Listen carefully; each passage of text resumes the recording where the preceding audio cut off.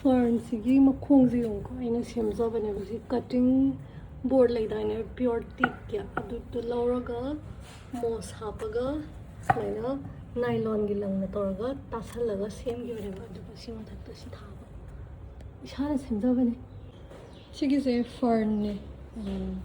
ꯁ꯭ꯇꯦꯛ horn ꯐꯔꯟ ꯀꯧꯋꯦ ꯑꯩꯅ ꯁ꯭ꯇꯦꯒꯤ ꯃꯃꯤꯡ ꯊꯣꯜꯂꯦ ꯏꯆꯥꯅꯨꯄꯤꯅ ꯁ꯭ꯇꯦꯒꯤ ꯀꯧꯕꯒꯤ ꯁꯤꯅ ꯀꯦꯠꯇꯦꯜ ꯀꯩꯅꯣꯗꯣ ꯄ꯭ꯂꯥꯟꯇ ꯂꯩꯔꯦꯀꯣ sida hoya ama leire si anthurium ne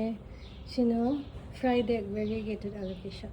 si am phasaba plant ne ma mana le ba keng krem ko na nong hore sina monstera white monster si se yam exotic ko plant ne duka sina adansoniai albo si sumarang mani mana se si nong na mukka aga mayon chongkhali sina latest edition monstera bulbasaur Shizu Monstera ne kinone siam special level variety shidagi kitang chawba malai shida lei ko adasu ulake Shina Monstera devil monster ko sigize chahi ani mamang da Bangkok to magi mother plant hari khachawa plant to 35 lakhs sit ki bane somehow sapling ma cham phange aduga shina white peace lily khangi dana khoi adugi mahutta shina manarang peace lily aduga sizu monstera ne in hagibduga si anoba manam chongkhale sayo aduga moze fern kano keba moss ka leka balls ka ta thabani makhase soil natte ba si amata soil leibak haptabado sigi monstera ball marks flame koi magi manaze khara chawra kan si anoba zai la kan khangani ko pura flame mai ri gi type ta chatle yam phasane she maming thazaroy kananta fat boy koi fat boy fatboy philodendron fat boy mai si kano se stem mai ga dra leaf ki loirak pagi se siam noi bagi fat boy ko wi aduga shina monstera legacy yam phazaba variety ne ko ma mana do kano tin tare na ina kathalaga nauna muk chunge mayon shina alocasia tiny dancer siam phazawai tiny dancer kawi kai gino haraga pairaga ko nikpa kanda yo dance to man do sina shizu monstera yam pam ko to monstera am do lakke si monstera creme brulee thai constellation have shi that exact thai constellation ne ko adu creme brulee le do lakke shilo ina bakse maze leibham je tonga le all over India tonga from dai lo bane ko she is monstera ni shida monstera elbow hai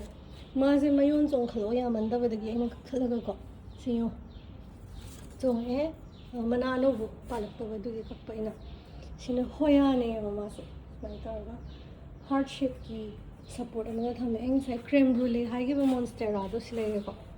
creme brulee haragadi ma kitang yellowish change do creme brulee dessert le bido do manai na monstera creme brulee sina Chinese money plant pilia ko mai coin plant so hai bane usme round coin man baje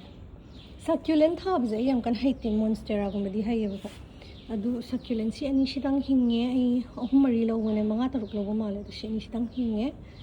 aduga sisu hoya ne si hoya heart leaf adu mana se anamana ingon leave marangani ba si on jade plants ju mana lang mane ba ni mana lang jam pam je si heart leaf hoya hai shina sisu monstera white monster nga sai gi legi ba adu gi khar chaw version adu si je tin dare treatment tawre adu ano mana som khale ko sisu hoya ne aina hoya antak pam khale je mai mapa je mana yam nushi hai ba dum balcony da mana yam phaja nushi haning ba adu gi shina igi khwaidagi chawba monstera white tiger aduga si makhagi si budi normal monstera sangbaduni si ma phazabane amazu marang to do amtang na da bada shina monstera thai constellation da khara lang ba handho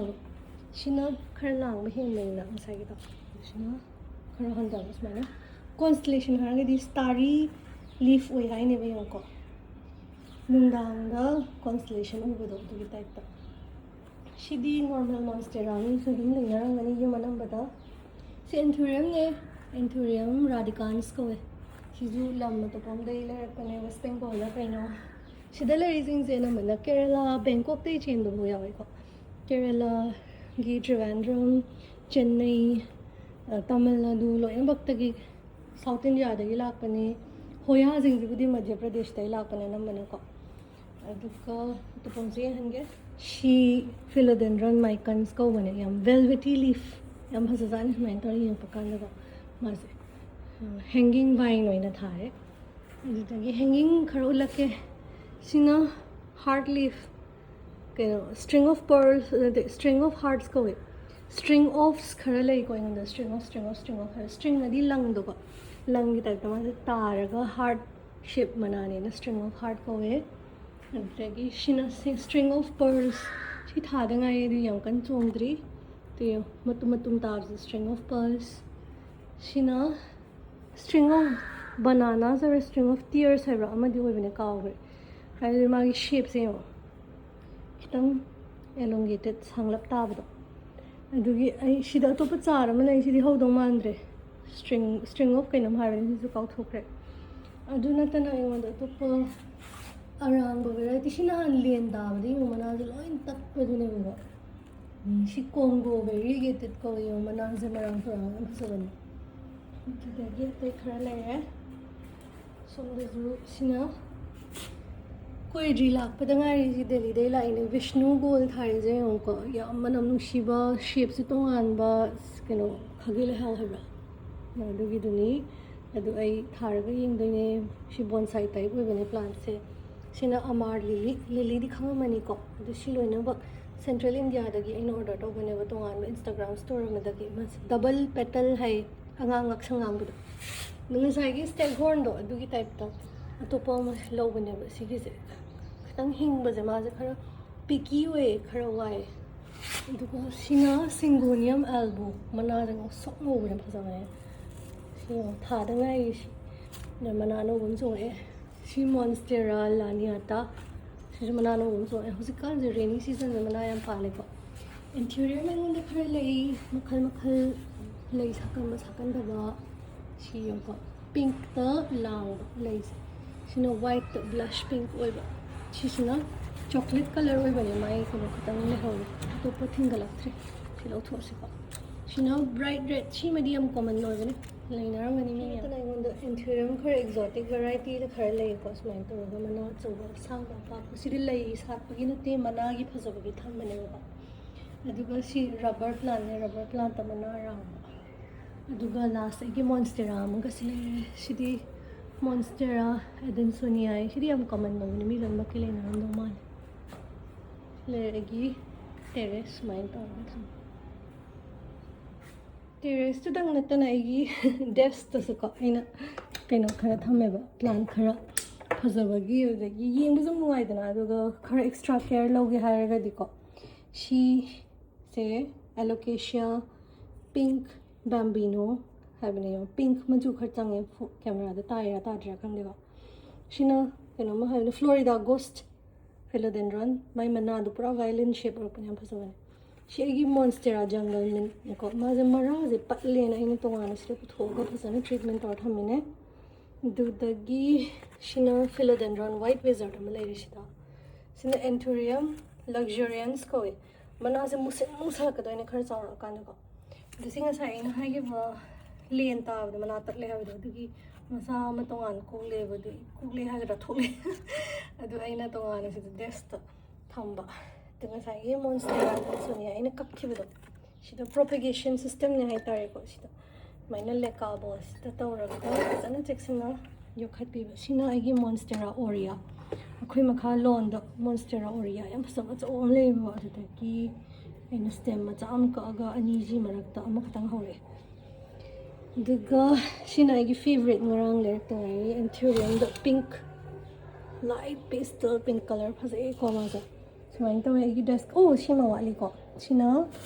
begonia माक्युलाटा सि polka dot याव से मना जम फसबाइना सिना आइगी desk setup तो लाइरिकल ले सुमाइन तो थमे यम short video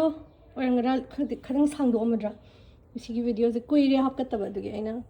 ꯑꯩꯒꯤ garden tour ꯑꯃ ꯇꯧꯒꯦꯅ ꯇꯧꯅꯦ ꯁꯤ ꯔꯦꯌꯔ ꯄ꯭ꯂꯥꯟꯠꯁ ꯉꯥꯛꯇꯅꯤꯀꯣ ꯂꯣꯏꯅꯃꯛ ꯗꯥꯔꯖꯤꯂꯤꯡ ꯀꯦꯔꯦꯂꯥ ꯇꯥꯃꯤꯜ ꯅꯥꯗꯨ ꯇꯣꯉꯥꯟ ꯇꯣꯉꯥꯟꯕ ꯃꯐꯝꯗꯒꯤ ꯂꯧꯔꯛꯄꯅꯦ ꯑꯗꯨꯅ ꯏꯟꯇꯔꯦꯁꯇꯦꯠ ꯑꯣꯏꯕꯤꯔꯒꯗꯤ ꯑꯩꯉꯣꯟꯗ ꯍꯥꯏꯔꯛꯄ ꯌꯥꯅꯤ ꯑꯗꯣ ꯑꯩ ꯅꯤꯡꯁꯤꯡꯉꯒꯗꯤ ꯗꯤꯇꯦꯜꯁ ꯍꯥꯏꯔꯛꯀꯦ